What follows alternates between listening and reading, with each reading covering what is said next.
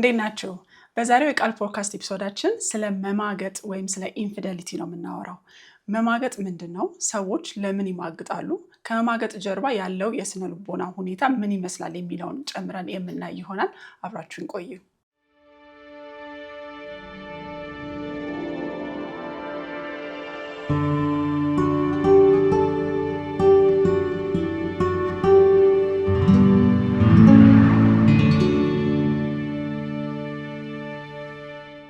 የዛሬ 3 ወር ወይ 4 ወር አካባቢ 1-2 የቲክቶክ አጫጭር ቪዲዮዎች ሰርቼ ነበረ።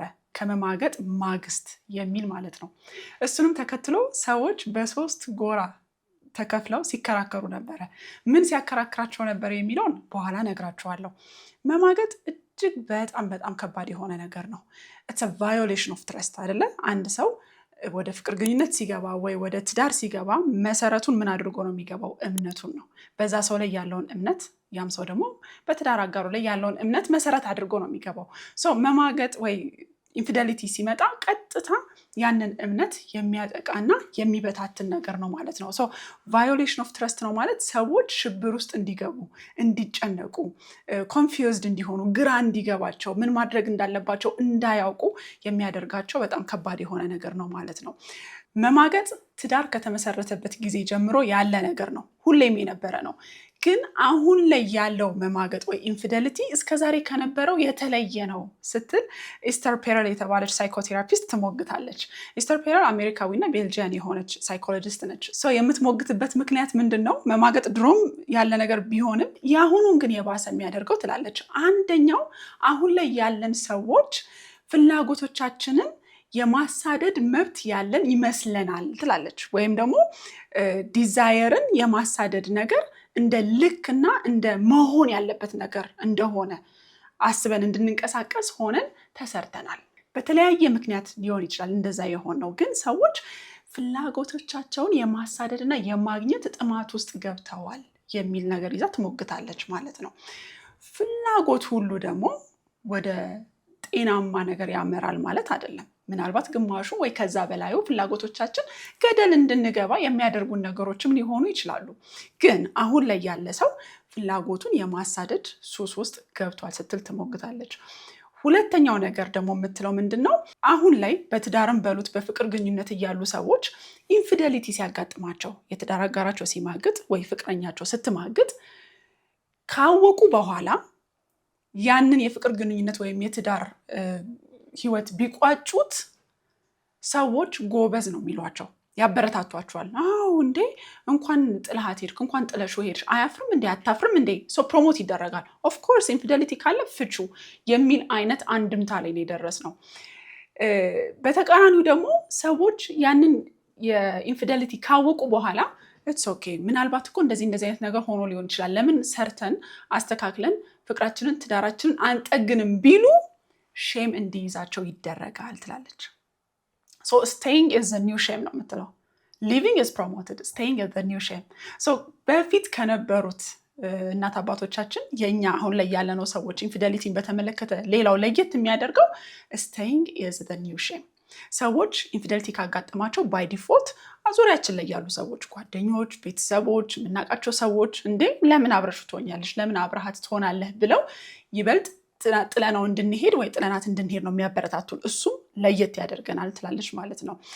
ሌላው በጣም ኢምፖርታንት ነገር የተናገረችው ከመማገጥ ጀርባ ያለው ሳይኮሎጂ ምንድን ነው ስትሉ፣ መማገጥ is not about sex። ለሴክስ ብለው አይደለም በብዛት ሰዎች የሚማግጡት። ዋናው ነገር ሰዎች ሲማግጡ ከትዳር አጋራቸው ወይ ከፍቅረኛቸው ሳይሆን ከራሳቸውም ነው የሚሸሹት። ከራሳቸው አሁን ላይ ከደረሱበት ማንነት ጭምር ነው የሚሸሹት። ማነኝ አሁን ምን አይነት ህይወት ላይ ነው ያለሁት የሚለው ላይ ኮምፈርት ስለሌላቸው፣ ምቾት ስለሌላቸው ያንንም ሽሽት ጭምር ደስታ ሳምዌር ኤልስ ያለ ይመስለናል። ሌላው ችግራችን ደስታን ለማሳደድ መሄዳችን ነው። ደስታ ሲጀመር የሚጨበጥ ነገር አይደለም። ግን አብዛኞቻችን እስቲ እንደው ቆም ብለን ራሳችንን እንጠይቅ። ደስተኛ መሆን ነው የምንፈልገው፣ ሁሌ ደስተኛ መሆን፣ ደስታን ማሳደድ። I want to be happy ሁሉም ሰው የሚለው ነገር በተለይ አሁን ላይ ያለን ሰዎች ነው ማወራችሁ። I want to be happy is a motto። ሁሉም ሰው ደስተኛ ህይወት መኖር ነው የሚለው። ግን እንደዛ የሚባል ነገር የለም። ደስታ ስሜት ነው አይደል እንዴ? አንድ የስሜት አይነት ነው። ስሜት ታንጀብል አይደለም፣ አይጨበጥም። እንደ ጎል የምታስቀምጡት ነገር ራሱ አይደለም። አንድ ሰው ጂም ሄዶ 60 ኪሎ ከነበረ 54 ኪሎ ላይ 55 ኪሎ ላይ እመጣለሁ ቢል ይሄ የሚጨበጥ ታንጀብል የሆነ ጎል ነው። በህይወቴ ደስተኛ መሆን እፈልጋለሁ ግን የሚጨበጥ ነገር አይደለም። ግን እሱ ውስጣችን ስላለ ምን ብለን እናስባለን? አሁን ከደረስኩበት ማንነቴ ብወጣ that means ኢንፊደሊቲ ቢኖር ቢከሰት ደስተኛ እሆን ይሆናል የሚል አሰምሽን አላቸው። ልክ ነው ማለት ግን አይደለም። ሲጀመር ደስታ የሚጨበጥ ነገር አይደለም። እንደ ሳይኮሎጂስት እኛ ሰዎች ደስታን እንዲያባረሩም አንመክርም። ሲጀመር የሰው ልጅ ዓላማው መሆን ያለበት በአንጻራዊነት የተረጋጋ ህይወት ለመኖር የሚያስችለውን ሁኔታ ቢያመቻች ነው። ደስታ ካለ ሀዘን አለ። እንዲህም የወጣ ነገር ተመልሶ መፈጥፈጥ አለ። so that's not a goal። እንደሱ አይነት ጎል ሴት አናደርግም ማለት ነው። አንደኛው ለኢንፊደሊቲ ለመማገጥ ምክንያት የሆነው አሁን ላይ ያለን ሰዎች በጣም ከደስታ ጋራ እንደዚህ ተቆራኝተናል። ደስታን ለመያዝ ስንሮጥ ነው የምንለው፣ እሱም ሲሸሸን ነው የሚውለው ማለት ነው። ሰዎች አሁን ላይ ከደረሱበት ማንነታቸው፣ አሁን ላይ ማለት በእድሜ ዘመናቸው ማለት ነው።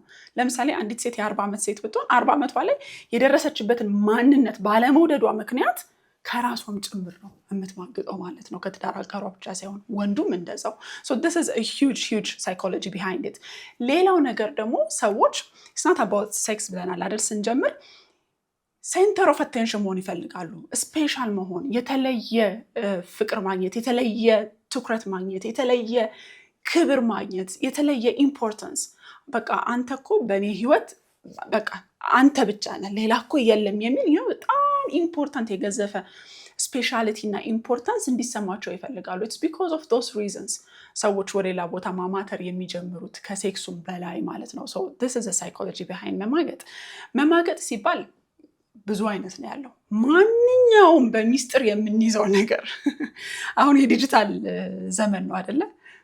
የትዳር አጋሮች ቤታቸው ቁጭ ብለው ከማያውቁት ሰው ጋር ምን ያደርጋሉ? ቴክስት ያደርጋሉ አይደል? ነጋ ጠባ ቴክስት ይደራረጋሉ። which is emotionally ምን እያደረጉ ነው? ሌላ ሰው ጋር አታችድ እየሆኑ ነው አይደለ? እሱም ኢንፊደሊቲ ነው በነገራችሁ ላይ። ማንኛውም በሚስጥር የምንይዘው ያንን ሰው ስልክን አምጣ ብትሉት ግን ስልኩን አያሳያችሁም። something is wrong አይደለ? ልክ እንዳልሆነ ያውቃል ወይ ታውቃለች። ማንኛውም በሚስጥር የምንይዘው ነገር እና የፍቅር ጓደኛችን ላይ ወይ ትዳር አጋራችን ላይ የምናደርገው ነገር እንደ ማማገጥ ያሟላል ዴፊኒሽኑ ማለት ነው። መማገጥ ነው ተብሎ ነው ዲፋይን የሚደረገው። ኦኬ፣ የነገሮች ሁሉ መሰረት ሐሳብን በአግባቡ ማስተዳደር መቻል ነው። ሐሳቡን በአግባቡ ማስተዳደር የሚችል ሰው ስሜቱን መቆጣጠር ይችላል፣ ድርጊቱንም መቆጣጠር ይችላል። በአንጻራዊነትም የተሻለና የተረጋጋ ህይወት መምራት ይችላል። ሁላችንም ችግሮቻችንን የመፍታት አቅሙ አለን። ሐሳባችንን ግን እንዴት መቆጣጠር እንደምንችል ባለማወቃችን ችግሮቻችንን ለመፍታት ስንቸገር እንስተዋላለን። ሐሳብን የመግራት የማስተዳደርና ሌሎችም ስልጠናዎች በቃል የስነልቦና አገልግሎቶች ተዘጋጅተዋል። እነዚህ ስልጠናዎች በተመለከተ መረጃ ለመውሰድ በ0904 86 0086 መደወል ትችላላችሁ። እንደዚሁም ደግሞ ስክሪናችሁ ላይ ያለውን ሊንክ በመጠቀም ዌብሳይታችን ላይ ሄዳችሁ ሙሉ መረጃውን መውሰድ ትችላላችሁ። ሰዎች ሲማገጥባቸው ምን አይነት ምላሾች ነው የሚያሳዩት ካላችሁ፣ እንደ ማንኛውም ውጥረት ልክ በቃ ማንኛውም ውጥረት ስናስተናግድ የምናልፍባቸውን ምልክቶች ነው የምናልፈው። የተለያዩ አካላዊና ስነጠባዊ ምላሾችን እናሳያለን።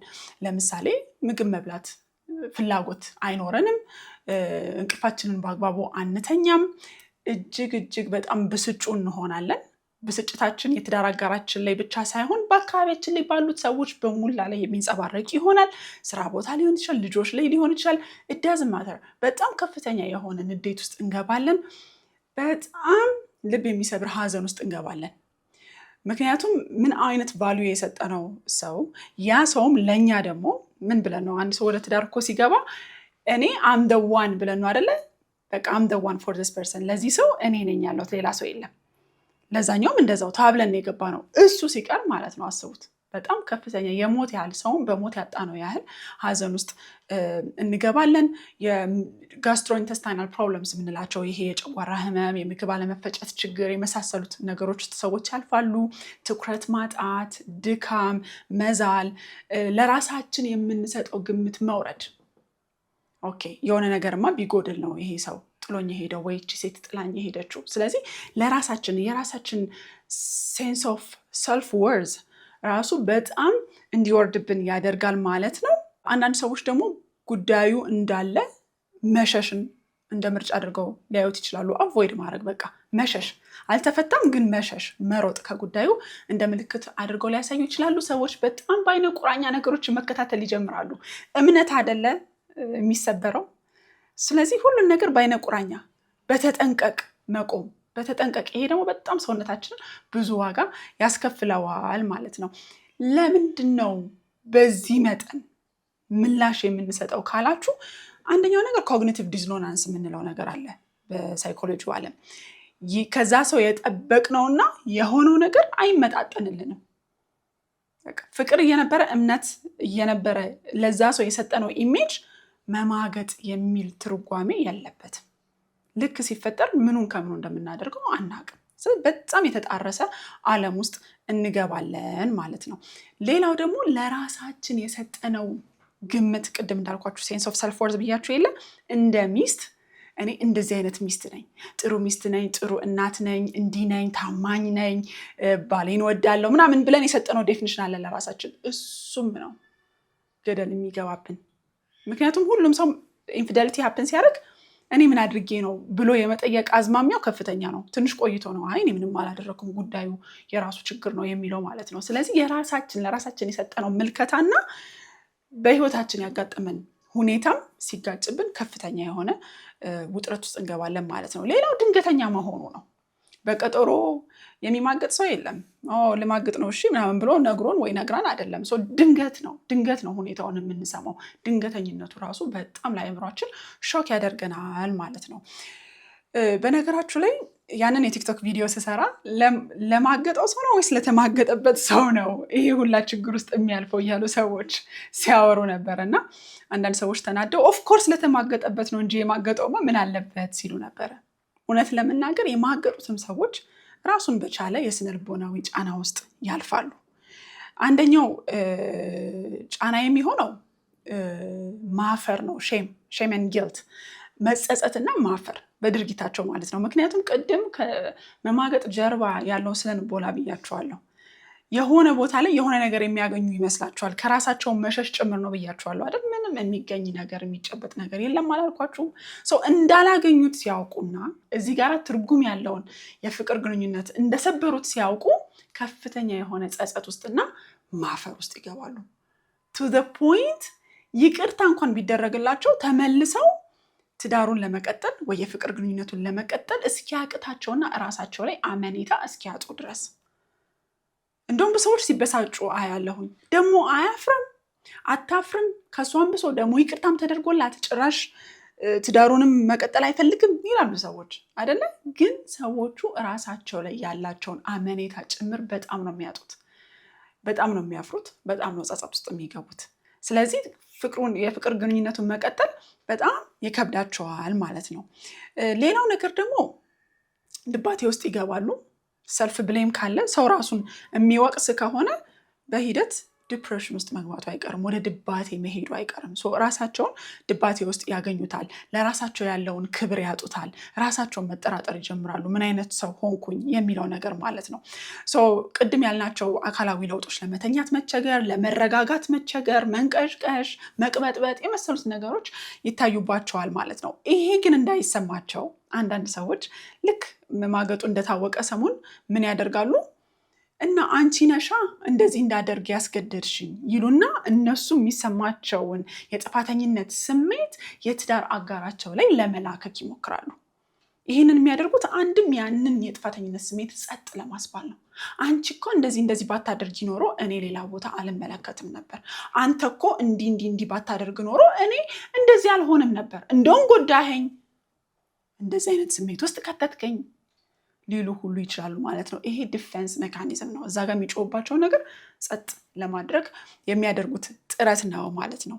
ሌላው ደግሞ መማገጣቸውን ከዋናው ትዳራቸው ወይ ከዋናው የፍቅር ግንኙነታቸው ለይተው የማየት ነገር ይመጣል። ጥፋታቸውን ለመቀነስ ማለት ነው። አይገናኝም። ሁለቱ የተለያየ ነገር ነው። እዚህ ጋር ማገጥኩ ማለት ለእሷ ያለኝ ፍቅር ቀነሰ ማለት አይደለም ብለው ይከራከራሉ አንዳንድ ሰዎች። ወይ እዚህ ጋር ሌላ ሰው አየው ማለት እሱን አልወደውም ማለት አይደለም። this is another defense mechanism እሱ ነው ያ ነው ትርጉሙ እሱ ነው።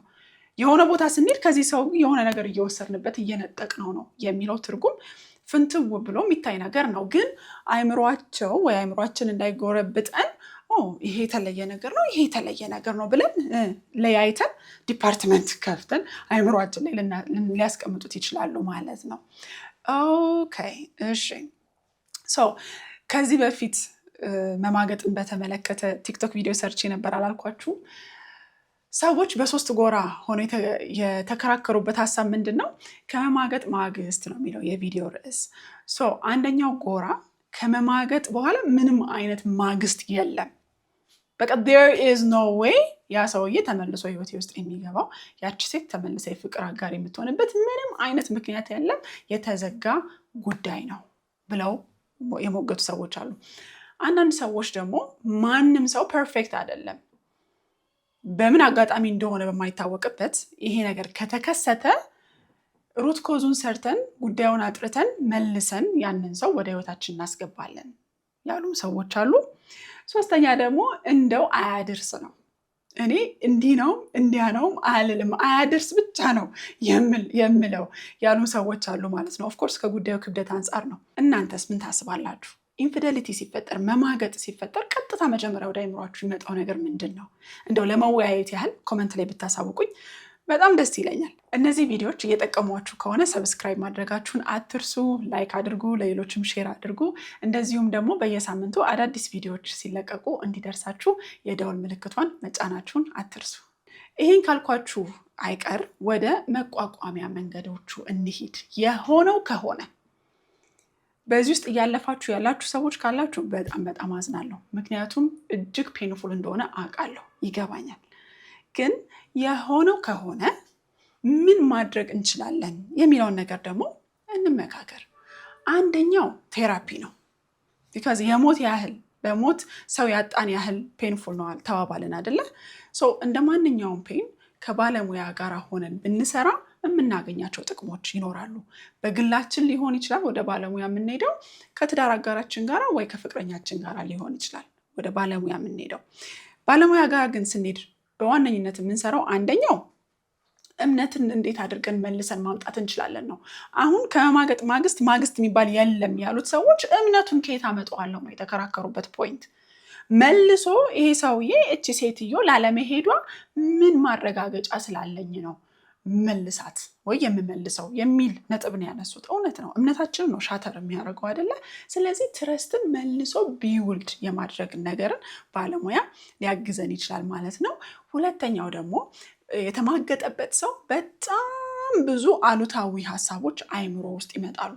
በጣም ብዙ አሉታዊ ሀሳቦች ከራሳቸው ጋር ተያይዞ እኔ ስለማልረባ ነው፣ እኔ ስለማላምር ነው፣ እኔ ስለወፈርኩ ነው፣ እኔ ስላረጀው ነው፣ እኔ ከራሳቸው ከማንነታቸው ራሱ ከሚያዩት ከአካላዊ ከጸባያቸው ከምናቸው አንስተው ብዙ አሉታዊ ሀሳብ ወደ እነሱ ይመጣል።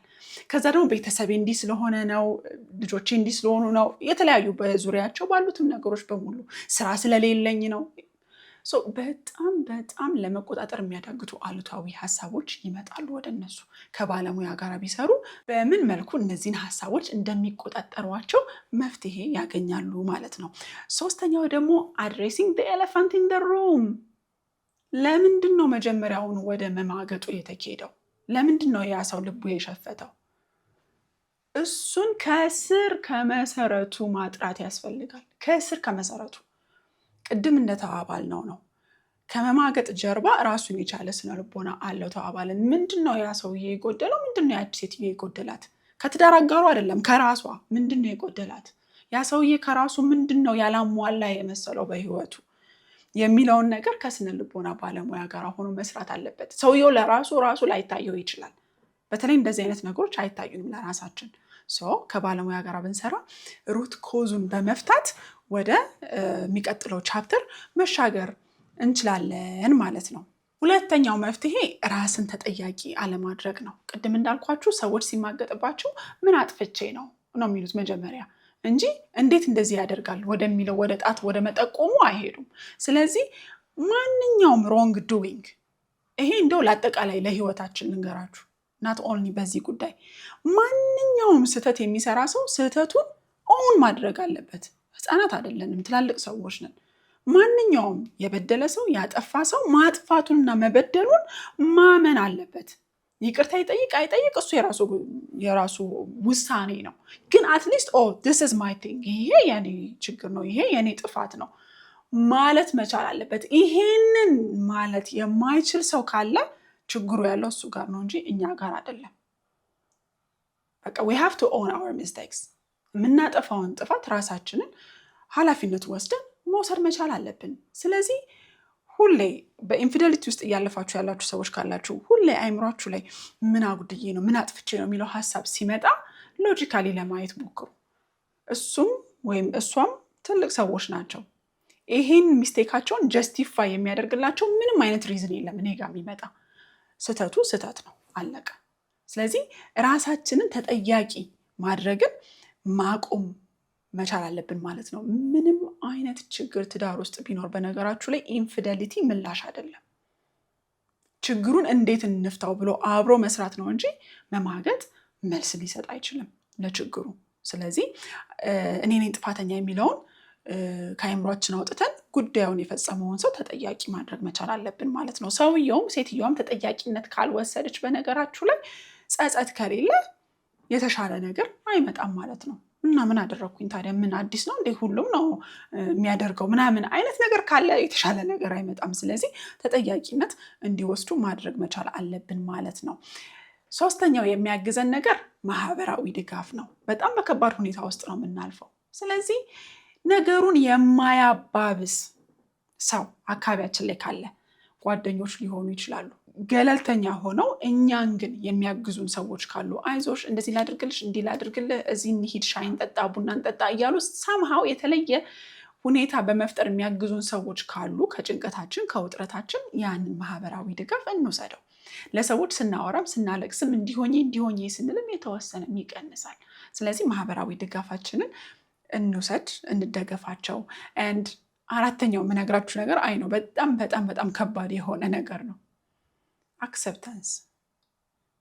በቃ የሆነው ከሆነ ለምን እንዲሆነ እንዴት እንዲሆነ እኔ ይሄ ይገባኛል ወይ የመሳሰሉትን ነገሮች ነው በሀዘናችን ጊዜ ልንለው እንችላለን፣ ግን ወደፊት አያራምዱንም። ኦኬ ይሄ ነው የተፈጠረው ነገር።